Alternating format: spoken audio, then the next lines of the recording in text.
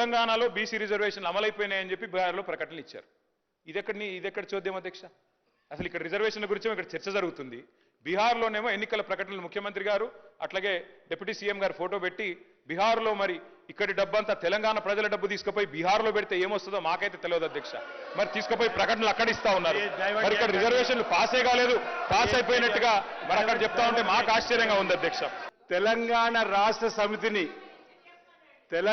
రాష్ట్ర సమితిని భారతీయ రాష్ట్ర సమితిగా మార్చుకొని తెలంగాణ ప్రాంత ప్రజలతో పేగుబంధం తెంచుకున్నది ఆ పార్టీ అధ్యక్ష. ఈరోజు భారతీయ రాష్ట్ర సమితి అనే పార్టీ పెట్టి తెలంగాణ సంపదనంతా కూడా ఇతర రాష్ట్రాల్లో దోషిపెట్టిరు సార్ అధ్యక్ష.